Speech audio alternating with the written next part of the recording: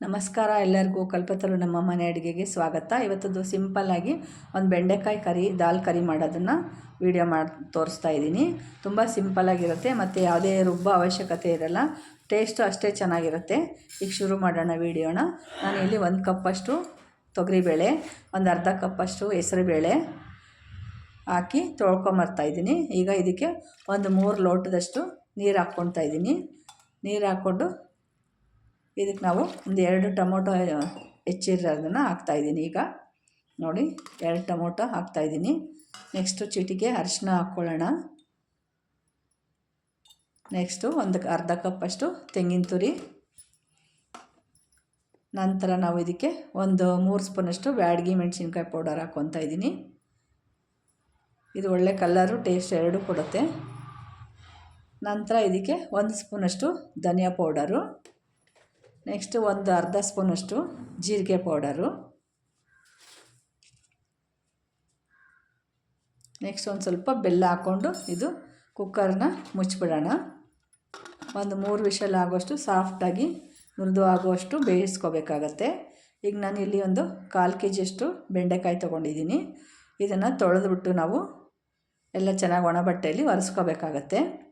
ನೀರಿನ ಅಂಶ ಇರಬಾರ್ದು.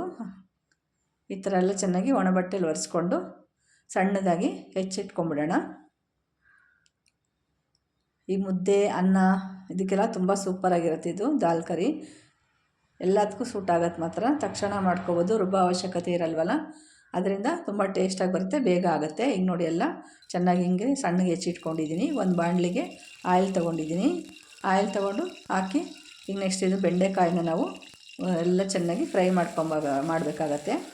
ಆದಷ್ಟು ಚೆನ್ನಾಗಿ ಫ್ರೈ ಮಾಡಬೇಕು, ನೀರಿನ ಅಂಶ ಹೋಗೋವರೆಗೂ ಫ್ರೈ ಮಾಡಬೇಕು. ನಾವಿಲ್ಲಿ ಎಣ್ಣೆ ಹಾಕೋ ಅವಶ್ಯಕತೆ ಹಾಕೋದು ಅಂತಂದರೆ ಇಲ್ಲಿ ಬಾಣಲೆ ಪಾತ್ರೆ ಎಲ್ಲ ಕಪ್ಪಾಗ್ಬಿಡುತ್ತೆ ಹಾಗೆ ಹುರಿದ್ರೆ. ಆದ್ದರಿಂದ ಎಣ್ಣೆ ಹಾಕ್ಕೊಂಡು ಹುರಿದ್ರೆ ನಮ್ಮ ಪಾತ್ರೆನೂ ಸೇಫು, ಬೆಂಡೆಕಾಯಿನೂ ಸಹ ಬೇಗ ಫ್ರೈ ಆಗುತ್ತೆ.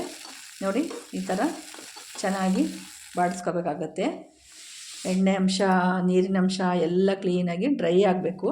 ಅಲ್ಲಿವರೆಗೂ ನಾವು ಈ ಥರ ಚೆನ್ನಾಗಿ ಸ್ವಲ್ಪ ಕಪ್ಪು ತೀರ ಕಪ್ಪಾಗಬಾರ್ದು, ಆ ಥರ ಚೆನ್ನಾಗಿ ಕೆಂಪಗೆ ಬರೋವರೆಗೂ ನಾವು ಫ್ರೈ ಮಾಡ್ಕೋಬೇಕಾಗತ್ತೆ ಬೆಂಡೆಕಾಯಿನ.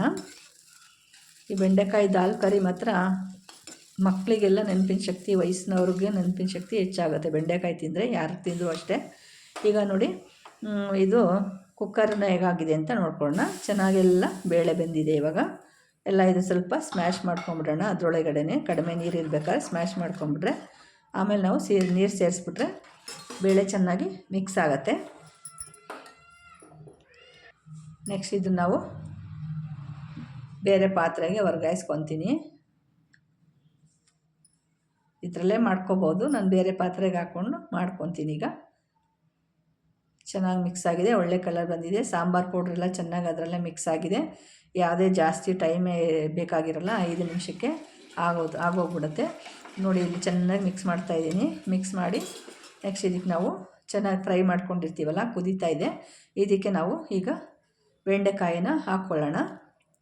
ಎಲ್ಲ ಚೆನ್ನಾಗಿ ಫ್ರೈ ಆಗಿರೋದು ಬೆಂಡೆಕಾಯಿನ ಏನು ಜಾಸ್ತಿ ಹೊತ್ತು ಕುದಿಸಂಗಿರಲ್ಲ. ಅಲ್ಲಿ ಫ್ರೈ ಮಾಡಬೇಕಾದ್ರೆ ಚೆನ್ನಾಗಿ ಬೆಂದೋಗ್ಬಿಟ್ಟಿರುತ್ತೆ ಬೆಂಡೆಕಾಯಿ. ಆದ್ದರಿಂದ 1-2 ಕುದಿ ಕುದಿಸಿದ್ರೆ ಸಾಕು. ಈಗ ರುಚಿಗೆ ತಕ್ಕಷ್ಟು ಉಪ್ಪು ಹಾಕ್ತಾಯಿದ್ದೀನಿ. ಒಂದು 2 ಸ್ಪೂನು 2.5 ಸ್ಪೂನ್ ಸಾಕು. ಈ ಮೆಜರ್ಮೆಂಟು 4 ಜನ ಊಟ ಮಾಡ್ಬೋದು, ಅಷ್ಟು ಚೆನ್ನಾಗಿರುತ್ತೆ ಸಾಂಬಾರು. ಅಳತೆ ತುಂಬ ಚೆನ್ನಾಗಿರುತ್ತೆ ದಾಲ್ ಕರಿ. ನೋಡಿ ಇದಕ್ಕೊಂದು ಸ್ವಲ್ಪ ಬೆಲ್ಲ ಹಾಕ್ಬಿಟ್ರೆ ಇನ್ನೂ ಟೇಸ್ಟ್ ಬರುತ್ತೆ ಮಾತ್ರ. ಈಗ ಹುಣಸೆ ಹುಳಿ ಎಲ್ಲ ಹಾಕ್ಕೋಬೇಕಾಗತ್ತೆ. ಇದಕ್ಕೆ ಚೆನ್ನಾಗಿ ಕುದೀತಾ ಇದೆ. ಈಗ ಒಂದು ಸ್ವಲ್ಪ ಮುಚ್ಚಿಟ್ಬಿಡೋಣ. ಈಗ ಒಂದು 5 ನಿಮಿಷ ಕುದೀಲಿ. ನೋಡಿ ಚೆನ್ನಾಗಿ ಕುದೀತಾ ಇದೆ. ಇವಾಗ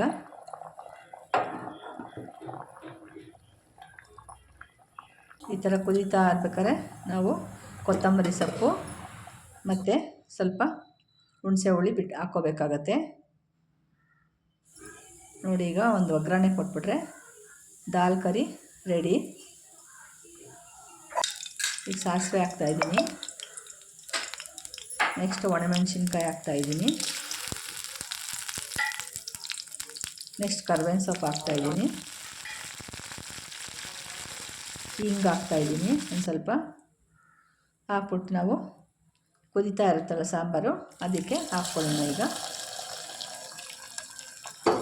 ದಾಲ್ ಕರಿ, ಬೆಂಡೆಕಾಯಿ ದಾಲ್ ಕರಿ ರೆಡಿ. ಈಗ ಅನ್ನ ಮುದ್ದೆ ಜೊತೆಗೆ ಸರ್ವ್ ಮಾಡ್ಕೊಂಡು ತಿಂದರೆ, ಬೆಣ್ಣೆ ಹಾಕ್ಕೊಂಡು ತಿಂದರೆ ಸೂಪರಾಗಿರುತ್ತೆ. ಈ ವಿಡಿಯೋ ಇಷ್ಟ ಆಯಿತು ಅಂದರೆ ಖಂಡಿತ ಲೈಕ್ ಮಾಡಿ, ಶೇರ್ ಮಾಡಿ. ಓಕೆ.